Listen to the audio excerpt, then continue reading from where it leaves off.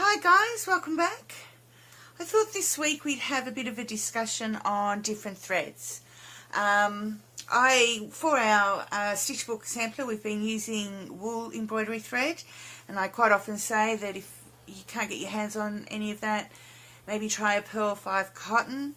And I realised that maybe not everybody quite understands different threads and what they're used for and what they're made of and how they work. So I thought we'd just go over some threads. I mean, obviously I can't go, there's so many different threads out there and there's so many different forms of embroidery, and as much as I've tried to do anything and everything that's out there in the world, obviously there's only so much time. So I'll go through just some different threads that I've got, show you some examples of what I've used them for or what they're predominantly used for. But there's one major caveat to that, and that is I don't believe in rules. You want to embroider with a different type of thread than what's normally used for that, then go ahead, you do it. Like, it's all about what you feel comfortable with, what you have used, what you like, the thickness you like, the texture you like, the feel you like. Like, it's all about you is embroidery, so you've got to experiment and play and find the things that you like the most. So I'm going to start off with some wool embroidery threads. So of course these are the threads that I've been using, sorry, in my sampler stitch book.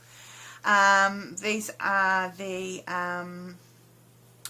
Dyed-A-Craft wools. They are 2-ply merino, all Australian, 100% merino wool, lovely and soft, all naturally dyed. And this is what I have a lot of and what I use. This is how they come when you purchase them. I just keep mine on little bits of cardboard because I have so much of it. And they're quite a nice thickness, and I use them for wool embroidery. You could use them for some small canvas work, wool canvas work that's maybe got an 18 count. Again, this might not be making sense to a lot of you, so we'll sort of talk a bit about that as we go through different materials, going with different threads and different ways that different embroideries are formed. But you already know pretty much these threads. These are what you see me use all the time. So I thought I'd show you a few examples of some other wool embroidery. Now, I don't have the tapestry wool embroidery on me. I don't have any at the moment. You see, the threads that I have in my stocks go and come depending on what sort of things I'm doing at the time. But this one here is an Appleton's. This is how it comes. Appleton crewel wool. Again, it's meant to be it's a 2-ply. It's a little bit thinner, I think. About the same, a little bit thinner than what I use, but about the same. And the Appletons have been around for a long time. I couldn't tell exactly how long, but forever. And these are very good to use for crewel embroidery, which is a Jacobean type of form of embroidery done a few hundred years ago that we'll have a look at some point. And in fact, I'm actually looking the trellis work we were talking about last week that I did in cotton on one of the on the slow stitch sampler, or slow stitch nature's comforter that I was showing you last week. Trellis work is sort of a form of crewel embroidery, but again, I don't believe in rules, so I tend to mix things around and change things around and use different threads and for different stitches depending on what I'm doing. But that's another type of wool embroidery you can get. And then DMC over the past few years have brought out, this is another crewel embroidery, wool embroidery thread, and it's naturally dyed as well. And this is the Eco Vita, it's called, range. Again, very hard to get in Australia. I've only found it in a few little places. But if you compare that to the Appletons, it's very similar in size and shape and the way it looks. And it's the ply. What ply means is that you've got 2 threads of wool that are wrapped around each other. Now, for some embroidery threads, when you have a ply, you can actually separate them and use them as single strands, but I normally wouldn't do that in this instance. but as you can see, the ply is very tightly wound for that one, and sort of gives a bit more of a hobbled look, whereas the wool that I use is much more uniform in look. So there are wool embroidery threads. Okay, so this is stranded cotton. It is most probably the most accessible thread around, especially here in Australia. Everybody sells it, DMC being the major brand that's found here. You can see here, I've got a piece here, look. This is only 2 strands of it, but it comes, let's see, I'll snip a bit off one. Let's have a look and I'll show you. Let me just find some scissors here on my messy desk somewhere. It comes with, like, the 2-ply wool has 2 threads around it. This has 6. So there's 6 threads, and the benefit of using a stranded cotton is you can make it as thick or as thin as you like. So you can just pull out 1 thread if you want, like that, and you'll have just a very fine, thin embroidery. Or you can use 2, 4, 6, 3, as many strands as you like to make it the thickness you like. So it's very versatile in that respect and can be used for all sorts of different forms of embroidery. And if you buy an embroidery kit, you'll normally find this is the sort of thing you'll get. There's so many different brands out there. I don't have many to show you as skeins because mine are all wrapped and around the bobbins. But even in this, there's so many different brands. DMC is the main one here in Australia, but there's Anchor, I've got a few Sullivan's, Puppets, I've got a few Eastern European, I've got some Asian ones here. I was lucky enough to be given some threads last year from a lady who had thread from all over the world, so they're not in order of the type of the brand, but I've tried to put them in some sort of colour order, and I have about 5, 6 of these boxes full of stranded cotton. This is another one that I picked up in a shop in Melbourne a few years ago. This is a French one, 100% cotton again, 6 strands again. I bought this one because I really love the sheen on it. Even though it's a cotton, it sort of nearly has a silky look about it. So again, these can be used with normal embroidery, but they're also used in cross stitch. They're also used for black work. They can be used for all sorts of different types of embroidery. Now I haven't brought my examples of those types of embroidery down to the studio because I do have a lot, and they're big and they're bulky, hard to move around and on walls and stuff. So I'm going to put some pictures. I've taken some pictures, and I'll add some pictures to the video here.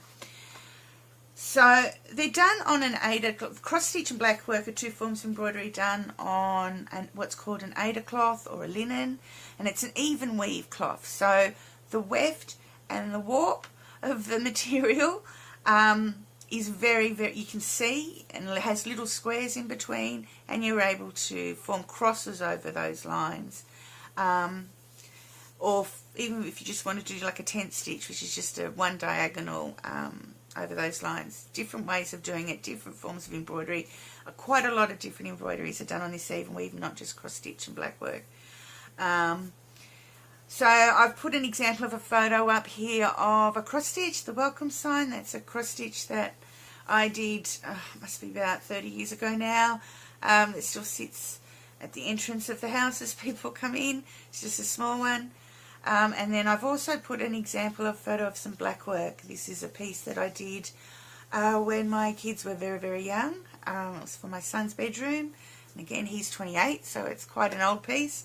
And I designed it and stitched it myself. And black work is a great, again done on even weave, but a great a way of getting shading through using different stitches on your even weave fabric. So that's what these are used a lot for, and many others. You can use them for anything.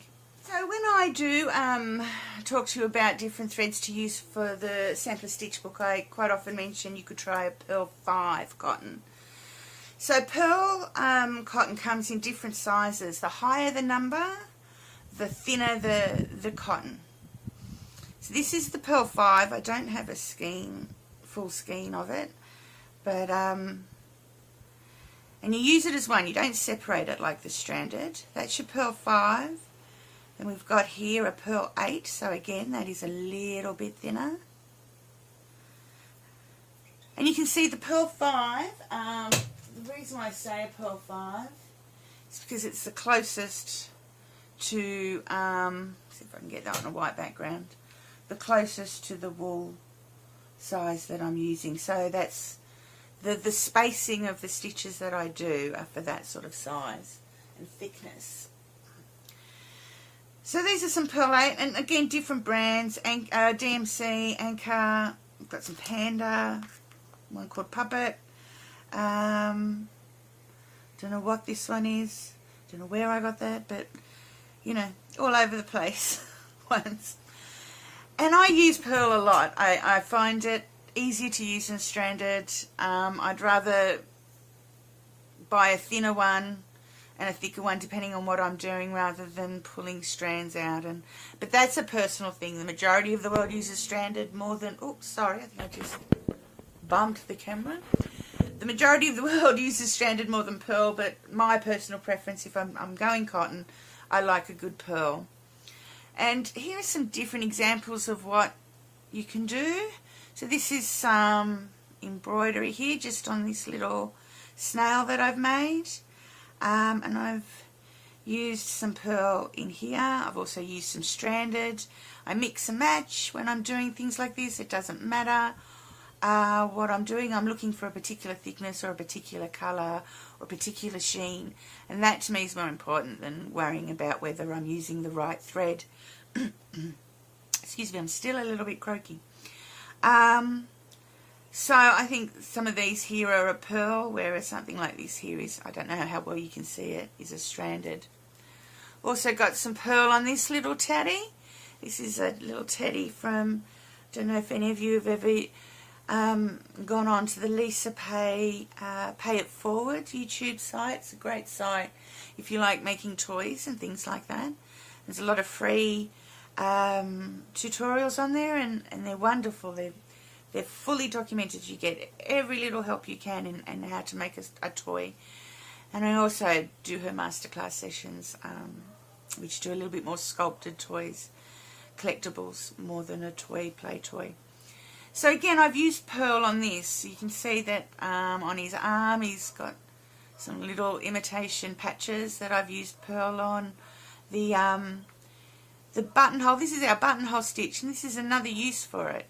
We've used it to actually join two pieces of material together, and that gives us a nice join for our arms and the tops of our legs there. So all that has been done using pearl. But again, I've used stranded here for the nose because that was the colour I wanted, that was the colour I had, so that's what I used. So it really is a case of playing and mixing and matching whenever you do any type of embroidery. It really doesn't matter. The other thing I use pearl cottons for is some hardanger. This is one of those projects that I still haven't finished, one of those need to complete projects. And again, I've mixed things up a bit here. So we have some pearls. All the white on here is pearl. And then we have, I'm not sure what I used. Oh, here they are. They're in this box. I have some stranded cotton that I've used, where I've used just one strand for inside. And then I've even, for these little sections here, I've even used a silk that I had. This is a silk thread, very similar to a stranded. It comes with 6 strands, and I've pulled out one of the 6 and used it there. So again, I've used a variety here of different threads, going from your pearl, your stranded, to your silk. Again, depending on what colours I want and what I'm looking for and what I want to do and the size. Okay, as you can see, I've used a thicker pearl here for the outside, and then thinner threads here to do the weaving and more intricate work of the hardanger. So mix and match, a variety of different things you can use things for. The other thing that pearls are used for, crochet. You can crochet. I've crocheted quite a lot with these cotton pearls. Done quite a few tablecloths and things with these. Another thing, I've used the thinner. This is a thinner one here. I can't remember exactly what size it is, but some bobbin lace. It's great for bobbin lace. So these are just some more sizes. That's 100. So as you can see, that's the 100. And then that's, we put that next to, that's a 60. It's much thinner. I don't know if you how well you can see that there, but it's much thinner. And then again, you've got your pearl 8, which is thicker, and your pearl 5, which is even thicker. I hope you can see these. I'm not quite sure if you can. But they're the pearl cottons, and again, I use these a lot for a variety of different things. This is just, these are the ones I feel quite comfortable with. I have a big box full of pearl 8s. And I'm also I dye quite a lot with the thinner sizes. I dye with pearl 8s as well, but also the thinner ones, and use them in embroidery. Yes, I'm going to go a little bit out of the box here and talk about machine threads. So these are all Gutermann. I think, yeah, these ones are all Gutermann threads. You normally find them in your machine sewing section. But again, you can use any of these for embroidery details. Depending again on what thickness you want, what sort of sheen you want. You know, if you've got them lying around the house or you see a sale and they're cheap, pick them up because you can use them. So again, we've got, this is just the normal polyester 100% everyday one. I must admit I don't really use that one for embroidery very much. It's quite thin, but you could if you wanted to. Quite thin. Let's see if I actually can put something white underneath that so you might be able to see it a little better. A bit of cardboard here that's all a bit gnarly, excuse the gnarliness. So that's your normal everyday polyester. Got something like this, which is your cotton, and this is used mainly for quilting. But as you can see, similar size, but not as shiny. And I have embroidered with this in the past if there's things I've needed to do that I've wanted. Or that colour, it's the colour I want. You've got a rayon there, a viscose, sorry. Is that what rayon is? I should have checked that, yeah, rayon. So again, a similar size, maybe a little bit thicker than the 3, but very shiny, very slippery. A little bit harder to work with because it can slip and slide out of your needle a lot more. But again, absolutely no reason why you can't embroider with that. And then we get even thicker. So these, I can't remember which is which. One is a top stitch and one is upholstery. And again, I find these really good to embroider with. I use them mainly for my toy making as well, because they are extremely strong, extremely unbreakable. So you can really, if you're giving things a good tug, they're a great thing to use. If you've got some difficult material and you want something that you can really tug and play with, they're a great one to use.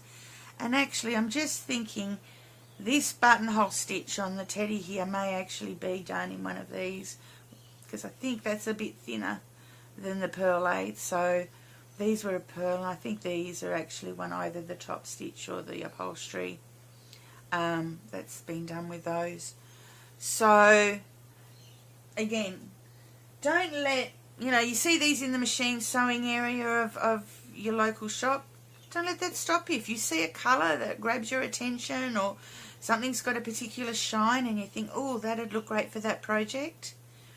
I mean, I don't know what it's like everywhere else around the world, but here in Australia it gets a little hard to find different embroidery threads. DMC seems to have a big stranglehold. You can get anchor in some places, but Anything other than that is really hard to get. So, you know, you take advantage of what you can get, what you can find, and you will find these in any sewing shop anywhere.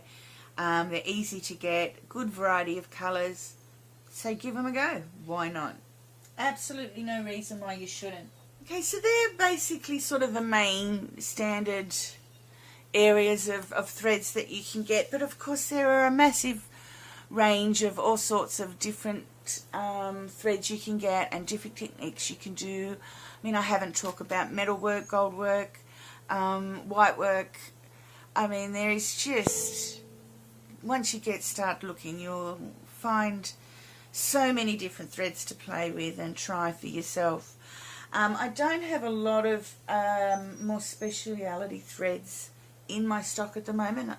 Metal threads for me, for some reason, I buy them, I use a small bit in a project, and I end up throwing them out because they drive me a little insane and get a bit knotted, especially the metal stranded threads.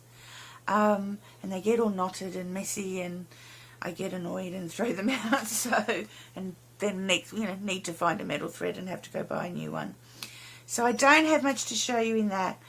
But of course you've also got then your silk range. So I talked a little bit about this when we were looking at the hardanger piece. I've actually got this same one in a pearl and in a stranded cotton. So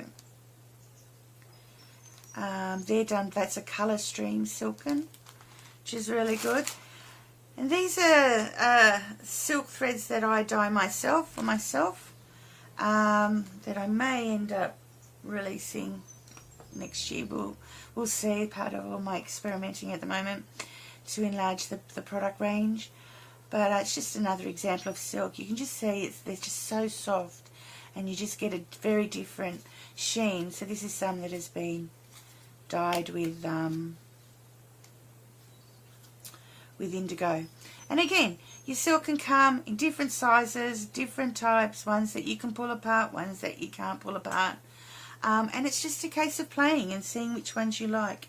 You'll find as you go along your embroidery journey that there are some things you really enjoy working with and some things you don't. And everyone's a little different. Everybody has their own niche that they like. So it's about you finding yours. The other type of silk threads that you can get are actually ribbon threads. I don't have any here at the moment to show you. But I do have a little bit of silk embroidery, actually, now that I come to think of it, in my bedroom. A girlfriend made me a piece for my 50th birthday that's got a few little silk ribbon roses on it. So I'll take a photo of that and add that to this section as well. And you can just see an example of silk ribbon thread and embroidery there. So I'm just going to finish off talking about my new addition to my thread collection. I haven't used these yet, so I can't tell you exactly what they're like. But this is a linen thread. I've had to order these from overseas. I wasn't able to get them in Australia. A few places were selling them, but it's sold out. So this is a linen thread made from linen. And again, it is stranded like the cotton. So we have a little look, that's the linen. I hope you can see this. I might try and enlarge it for you if it doesn't look too good when I'm doing the editing. You can see it is a little bit thinner than the stranded cotton, and it has just a different look about it, a different feel about it. The cotton is a little bit more shiny. This is a little bit more matte, but the light's still there and plays off it in different ways. And that's what I enjoy about different threads and playing with different threads and finding new threads, because you just, the way the light comes off the different colours and the different effects, subtle effects you can get in your embroidery are really quite exciting. And I was really happy with these purchases when they arrived. The colours, I think, are just gorgeous and right up my alley. So I'm quite excited to get started with that. I'll let you know what they're like when I've used them. But it's just an example of a different, maybe not quite as common thread that you would see everywhere. We've gone from very common threads like machine embroidery We've talked about our stranded cotton, which again you can pretty much get in any shop. And then pearls, and now linen and silks. And again, it's really up to you. There's so much more. There's metals. I have used metal threads quite a bit. There's metals. There's silk ribbons. There's just so many other different threads that I haven't shown you here today. And it's really up to just going and playing and experimenting. And, no, don't be scared of it. I think these linens cost me $3 for one lot. So if you see something different there and you think, oh, I might just give that a go, pick it up for $3 or $4, $5, $6, $7. Why not? Give it a go and see if you like it. You might find a new love in your life. You never know.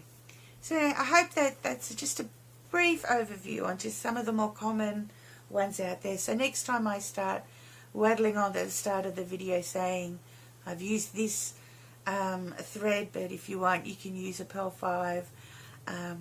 If you're new to embroidery, you've now got a bit of an understanding, hopefully, of what I mean by that. Well, I'm going to be away for the next few weeks. I'm actually going to see my daughter in Victoria. It's her 30th birthday, so quite excited to have a bit of a break and a bit of a holiday. And when I come back, I promise we will get started back into our sampler stitch book and get some more sewing done, which will be really exciting. Okay, see you in a while. Bye.